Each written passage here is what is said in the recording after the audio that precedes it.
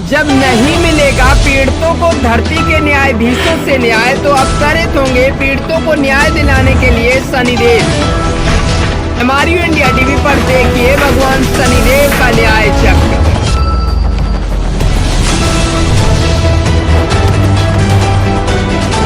औरैया अवैध सूदखोरी का धंधा जोरों पर, प्रशासन जानबूझकर बना अनजान।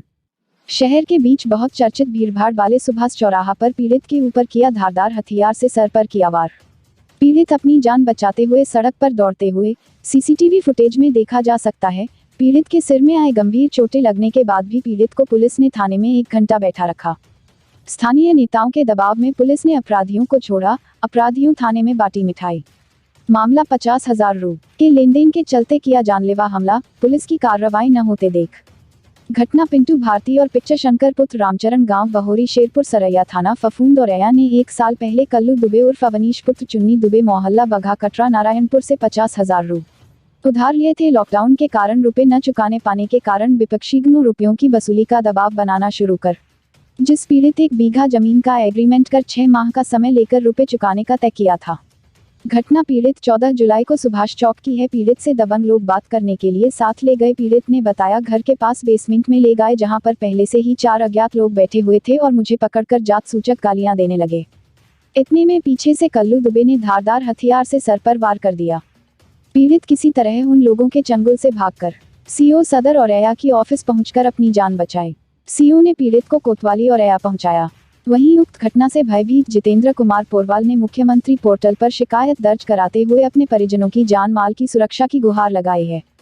जितेंद्र कुमार मीडिया को बताया है कि वह ठाकुर ट्रेडर्स के नाम से गौशाला रोड औरैया में दुकान किए है, जहां पर सुरेश चंद्र शुक्ला का निवासी विधिचंद औरैया का आना जाना था। इसी दौरान जितेंद्र कुमार से सुरेश चंद शुक्ला ने उनसे मामूली ब्याज में रुपए देने का कार्य करते की बात कही, तो जितेंद्र कुमार ने सुरेश चंद शुक्ला से कुछ लोगों से परिचय करा दिया, जिसके बाद उनका आपसी रुपए का देन देन चलता रहा, जिस पर ब्याज वसूली का भी काम किया चलता रहा है। अंततः लॉकडाउन के चलते कारोबार व्यापार ठप होने से कुछ बकायेदारों ने ब्याज भुगतान में देरी होने पर उनके आपस में कहासुनी हो गई।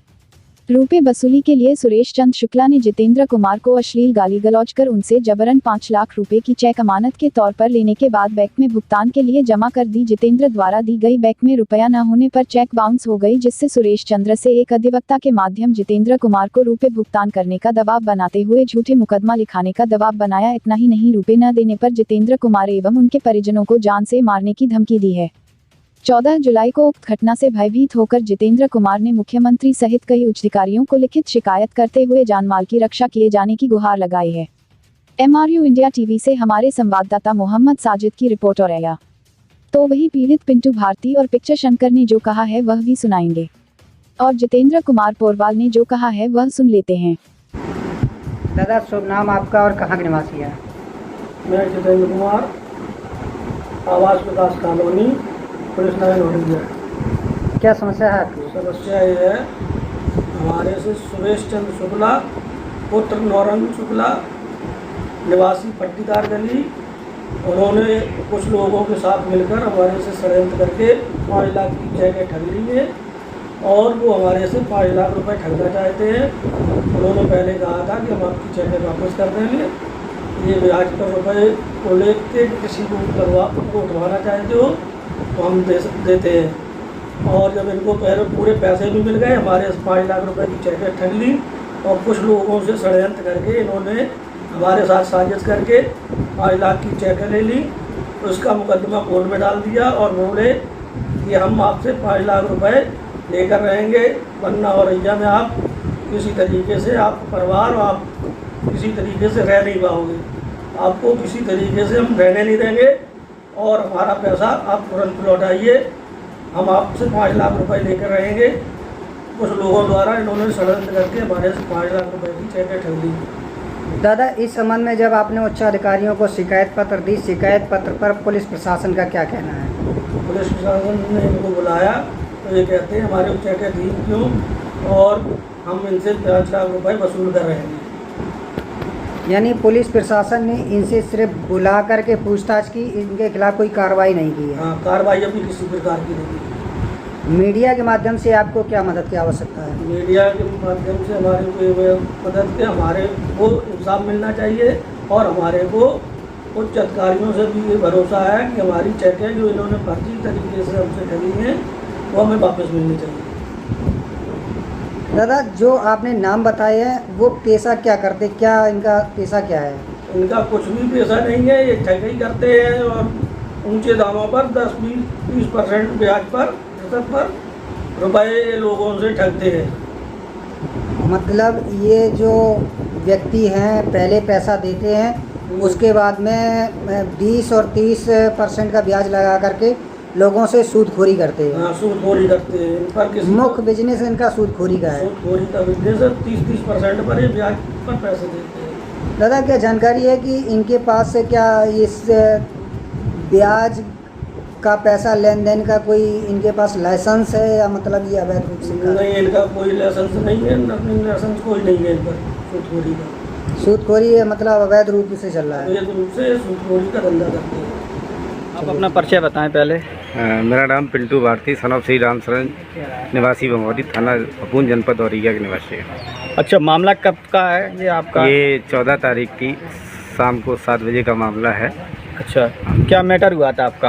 ये प्रॉपर्टी को लेके है जी। तो हम सुभाष चौराहे से गुजर रहे थे, इतने में ही ये लोग कल अवनीश दुबे और कल्लू, ये 4 अज्ञात लोगों के साथ वहाँ मुझे मिले, मुझे रोका और बोले मेरे साथ चलिए, मुझे तुमसे कोई बात करनी है। तो वहाँ ये हमें एक बेसमेंट में ले गए, वहाँ जात सूचक गालियों का प्रयोग करने लगे।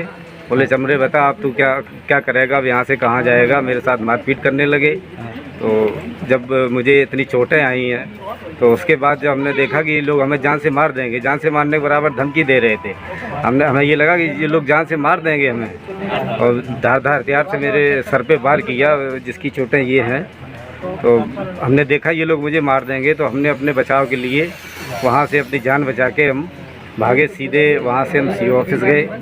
वहाँ जब पहुँचे तो आधे घंटे बाद एक्शन लिया गया। उसके बाद घटना, आधे घंटे से पहले आपकी जो सिर में चोट लगी थी, इस पर कोई ट्रीटमेंट या चिकित्सा? कोई ट्रीटमेंट नहीं। मैंने अपने स्वयं अपना गमछा मेरे पास था, वो हमने बांध लिया था, इसलिए कि ब्लड ज़्यादा निकले, मुझे आगे खतरा हो जाए जी।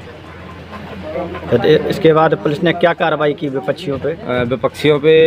विपक्षी को ले आए और उसके बाद मुझे कोतवाली लेके वहाँ 1 घंटे बैठा ले रहे, मेरा कोई मेडिकल नहीं करवाया। जब हमारे साथ के लोग वहाँ पहुँचे, उन्होंने चीखना चिल्लाना चालू किया, तो वो उसके बाद फिर थाने से एक रिपोर्ट बनाई जाती है, उसके लिए मुझे जिला अस्पताल औरैया भेजा गया। वहाँ से मुझे इलाज के दौरान सैफई रेफ़र किया गया। उसके बाद पता चला कि अपराधी को छोड़ दिया गया है। अच्छा, चालान नहीं किया पुलिस? नहीं, कोई चालान नहीं किया।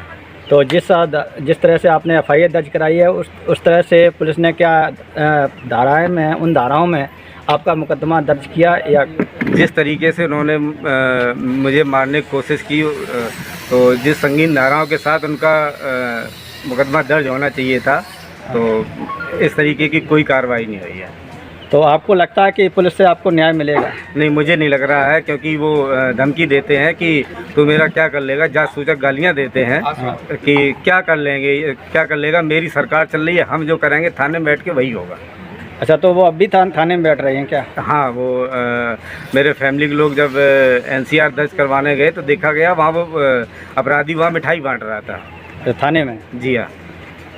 तो आप इस तरह से देख रहे हैं, जिस तरह से योगी सरकार बड़े बड़े दावे करती है कि हम मैं दलित के तो तैसी हूँ, दलितों की मैं रक्षा करने के लिए हमेशा मेरी कानून व्यवस्था तत्पर रहती है, लेकिन आज ये मामला आपके सामने आ रहा है। जिस तरह से भाई ने बताया यहाँ पे कि किस तरह से इन पर हमला किया गया और किस तरह से पुलिस इनके विपक्षियों को बचाते घूम रही है, और इनको उस समय जब गंभीर चोटें आईं उस समय भी पुलिस इनको लगभग 1 घंटा थाने में बिठाए रही, कोई कार्रवाई नहीं की, कोई इनकी डॉक्टरी नहीं कराई, और जब लगा कि इनके ज़्यादा ही इनकी स्थिति ख़राब हो रही तब इनको चिकित्सा जो हॉस्पिटल है जिला का वहाँ पर इनको भेजा गया, तब इनको वहाँ पे इलाज किया गया। इस तरह से आपने इनको देखा और सुना कि पुलिस से इन्हें न्याय मिलने की आसार कम लग रहे हैं, और हो सकता है कि इन्हें कोर्ट के दरवाज़ा खटखटाने पड़ें, जिससे इनकी FIR दर्ज संगीन धाराओं में हो सके।